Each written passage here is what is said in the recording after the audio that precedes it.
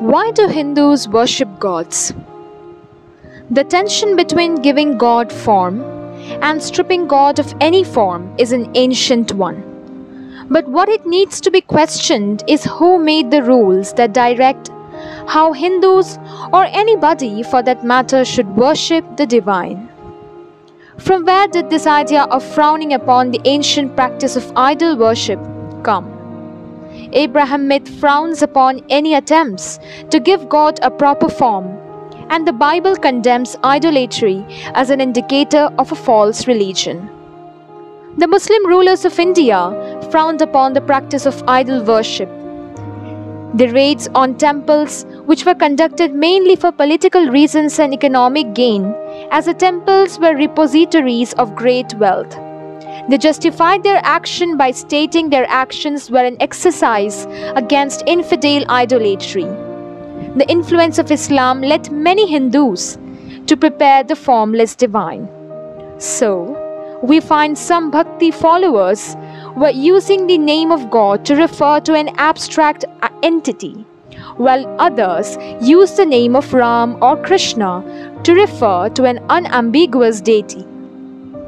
In the 19th century, as the British became the masters of India, Hindus were pressured to defend the practice of idol worship. And so many Hindu reformers went to the extent by saying true Hinduism in its pristine form had no idols. That idol worship was a latter-day corruption. Idolatry refers to taking things literally rather than metaphorically, focusing less on the idea and meaning that is formless rather than the word or symbol which is the form. An idea can be communicated only by using a form: word, symbol, story, ritual. However, when the vehicle becomes more important than the content, when the form becomes more important than the idea, idolatry begins. We need idols for the sake of communication, but we need to differentiate between the vehicle and the content. Every civilization crumbles when the vehicle is taken literally at the cost of the content. Those who take the vehicle literally are called fundamentalists. They do not bother with the underlying idea. So, they see God as an idol, well then as a concrete expression of the idea of God. For example, every year in Bengal, people bring clay images of Ma Durga and worship for a few days before immersing the image in the river. The ritual makes one aware of the translated in nature of life. Even God comes and goes, is created and destroyed. This ritual involves veneration, aradhana, welcoming to the divine, bathing them, offering them food, clothes, perfumes, lamps, incense, and finally, words of praise before bidding them farewell. Thus, divinity is seen as an important guest and treated as one.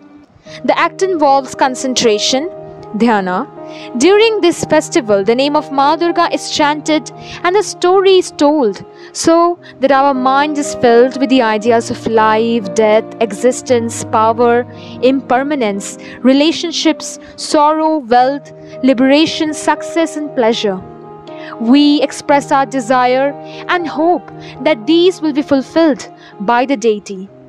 Thus, we are connected to a force larger than ourselves.